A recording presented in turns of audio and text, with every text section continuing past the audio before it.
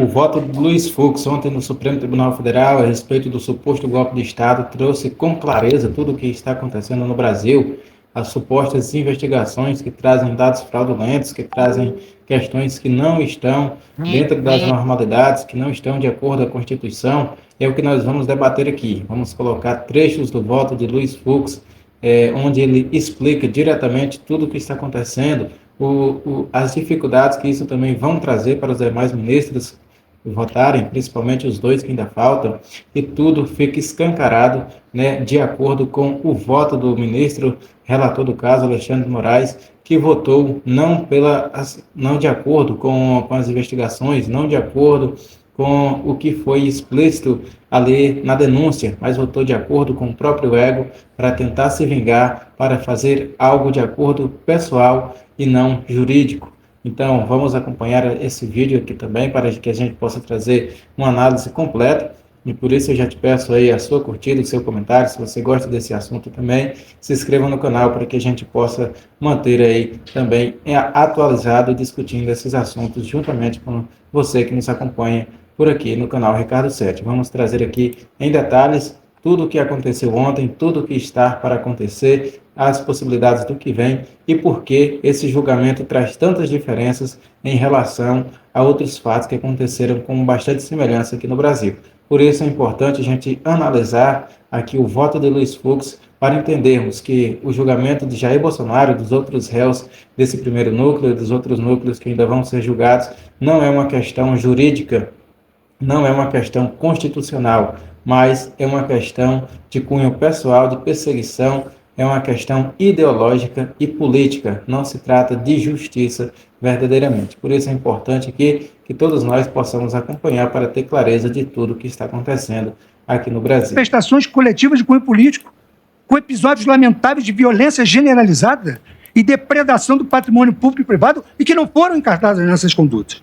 Nas chamadas jornadas de junho de 2013, o país assistiu estarrecido a cenas de violência em diversos atos em São Paulo. Aqui, Luiz Fux está detalhando alguns pontos que aconteceram antes, né, durante governos petistas, e também vai falar a respeito, né, de alguns fatos que aconteceram também em outros períodos, inclusive, né, atos que aconteceram após ou durante o processo de impeachment da presidenta Dilma, né, que atos também de bastante vandalismo que aconteceu em Brasília e em outros estados, inclusive com depredação de patrimônio público e entre outros tantos crimes que aconteceram e não teve sequer uma averiguação mais incisiva do Ministério Público ou da Polícia Federal, onde quer que seja.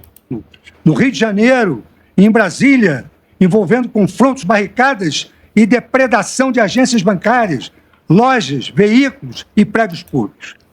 No dia 10 de junho de 2013, ocorreu a fatídica Batalha da Consolação em São Paulo, com destruição de ônibus e vitrines, além de hostilidades aos agentes de segurança pública.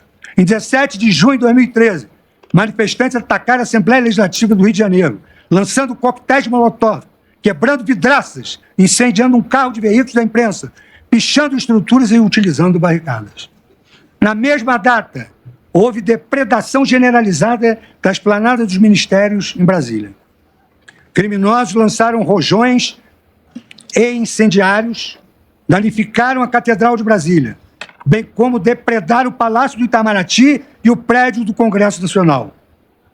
Em agosto de 2013, centenas de vândalos invadiram o prédio. Agosto de 2013, centenas de vândalos invadiram o prédio da Câmara Municipal do Rio de Janeiro e entraram em confronto físico com a polícia. No ano seguinte, protestos de natureza política no contexto da Copa do Mundo de Futebol de 2014 também geraram um caos de destruição.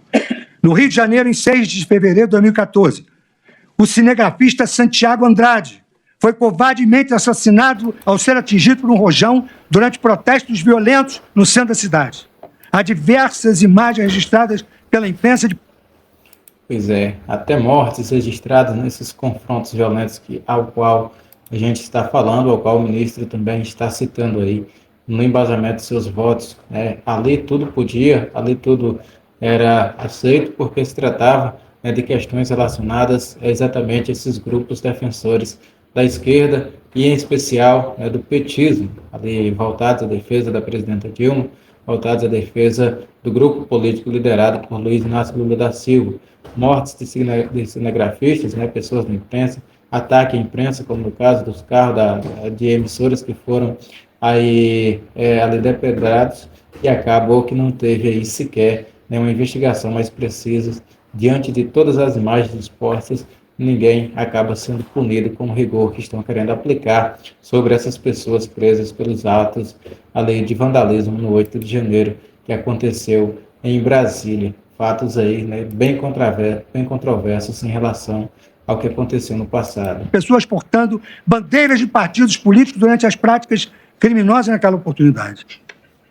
Infelizmente, em maio daquele ano, milhares de pessoas voltaram a praticar episódios de violência na Rua da Consolação, com incêndios, arremessos de pedras, agressões a policiais, depredações de ônibus, lojas, além de bloqueio de rodovias, da rodovia Anhanguera, da Ponte do Socorro e da Avenida Radial Leste, em diferentes pontos da cidade. Na mesma época, na capital federal, policiais foram agredidos com madeiras e pedras durante a marcha do Eixo Monumental, conforme fato noticiado publicamente. Em 15 de junho de 2014, dia do primeiro jogo do campeonato, delinquentes explodiram bombas caseiras, bloquearam vias públicas, vandalizaram agências bancárias e entraram em confronto com a polícia nas imediações do Maracanã, no estado do Rio de Janeiro. Fatos semelhantes aconteceram no segundo semestre de 2016. Diversos protestos ocorridos em novembro e dezembro daquele ano em Brasília culminaram em incêndios, devastação. Aí já está no período que a gente falou aqui em relação aquele período que é ali relacionado ao impeachment da ex-presidenta Dilma Rousseff. Então se trata aí de momentos que antecederam ali a Copa do Mundo, durante também a Copa do Mundo, períodos em que ficam bastante marcados por essas questões aí do impeachment da presidenta, e que reforça tudo que está acontecendo aqui no Brasil a respeito dessa situação, da grande contradição de tudo que está sendo colocado aí como possíveis questões relacionadas ao próprio presidente da República. São de bens públicos privados, pichação de patrimônios tombados e violência praticada contra policiais por criminosos mascarados, portando faixas com dizeres fora o presidente, então em exercício na época, Michel Temer. A esplanada dos ministérios foi completamente depredada. É fato notório que em todos esses eventos houve envolvimento de pessoas doutrinadas pela estratégia denominada Black Bloc, destinada a incitar a população à desobediência civil por meio de atos violentos, em especial a depredação de agências bancárias, concessionárias de veículos e prédios públicos. O intento subversivo organizado é retratado, inclusive, em um manual de ação direta Black Bloc, com instruções detalhadas para a adoção de táticas de guerrilha e de convencimento social, por meio de simbologias contra o capitalismo e as instituições públicas. Agora, vem a esses Black Blocs, inclusive, grupos ali de mascarados que tinham rotineiramente esse costume de invadir ali as manifestações, esses grupos radicais da extrema esquerda, ali faziam parte desses grupos de extrema esquerda que estavam ali sempre aplicando essas táticas mais devastadoras, a aplicação aí da depredação de prédios públicos, inclusive de também bens privados, como é o caso das redes de emissoras de televisão que cobriam essas manifestações, muitas delas bastante violentas, como afirmou aí o ministro, questão de depredação, de incêndios, inclusive morte de jornalistas, como ele citou aí, e vamos seguir aqui com o vídeo. Perplexidade. Nada obstante, em nenhum desses casos, oriundo dessas manifestações políticas violentas, até pela data, se cogitou de imputar aos seus responsáveis os crimes previstos na então vigente Lei de Segurança Nacional, que repetia a disposição tentar mudar com emprego de violência ou grave ameaça a ordem ou regime vigente ou o Estado de Direito. Tentar impedir com emprego de violência ou grave ameaça o livre exercício de qualquer dos poderes da União dos Estados. Devastar, saquear, incendiar, depredar, provocar explosão, praticar atentado pessoal ou atos de terrorismo por inconformismo político. E outros delitos que todos se enquadravam nessas condutas. Nas investigações ocorridas no âmbito de São Paulo, as condutas dos Black Blocs foram apuradas à luz do artigo de associação criminosa e milícia privada do Código Penal. Consoante noticiado na imprensa, apenas alguns casos resultaram em condenações criminais em julho de 2015. Como o processo é público, João Antônio Rosa foi condenado em primeira instância por associação criminosa a pena de 1 ano de prisão, convertido em prestação de serviço à comunidade. Já Pierre Ramon Alves de Oliveira, filmado atacando o portão da Prefeitura de São Paulo com a grade metálica, foi condenado ao pagamento de multa. Folha de São Paulo.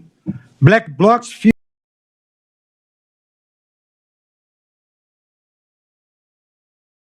Olha o tamanho das penas que eram aplicadas a esses grupos de pessoas consideradas de esquerdas. Por que tanta diferença assim? Por que tanta distinção? Só porque eram de esquerda? Qual o motivo de colocar, de colocar penas tão pequenas para essas pessoas e tão brandas para agora esse outro grupo? Só porque fazem parte de um grupo que defende ideologias políticas diferentes aos que estão no poder agora? Qual o sentido, de defender essas pessoas dessa maneira, se quando lá atrás, e não tão distante assim, não faz nem 10 anos dessas práticas criminosas que aconteceram, se essas que aconteceram recentemente são considerados atos de tentativa de golpe, porque lá no passado também não foi considerado assim? Porque 2 pesos, 2 medidas? O quão diferente é para ser tratado assim? Ficam isolados e submergem após o auge de junho de 2013. Reportagem de 13 de junho de 2023, às 23 horas e 15 minutos. Por sua vez, a Justiça do Rio de Janeiro condenou em primeira instância 23 participantes dos atos gerados pelos Black Blocs. A denúncia apontou a existência de uma organização estruturada, denominada Frente Independente Popular, responsável pelo planejamento e convocação para ataques violentos. Os réus foram considerados em curso no artigo 288 do Código Penal, associação criminosa, e no artigo 244-B do Estatuto da Criança e do Adolescente. Corrupção de menores. Todavia, além dessa classificação típica irrisória, em sede de recurso, as condenações de todos os 23 réus foram anuladas sob o fundamento da ilicitude da prova, que se lastreou na acusação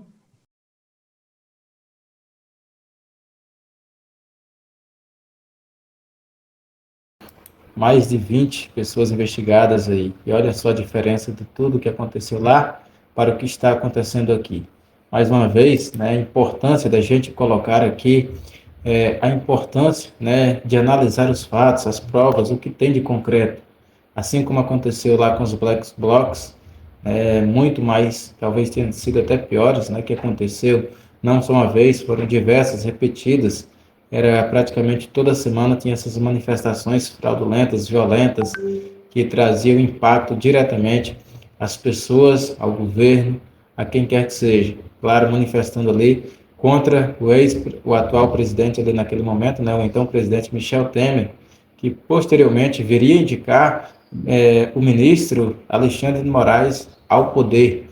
E então viria aí não mais as manifestações, não mais só das ruas, mas também das bancadas, vinha ali da Câmara dos Deputados, vinha do Senado Federal, a então senadora Gleice Hoffmann, uma das principais pessoas do parlamento que atacaram veementemente a indicação de Alexandre de Moraes, colocando aí uma grande questão sobre o que estava acontecendo ali, a capacidade de Alexandre de Moraes participar, ser ministro do Supremo Tribunal Federal, a competência dele, tudo isso foi colocado pela senadora.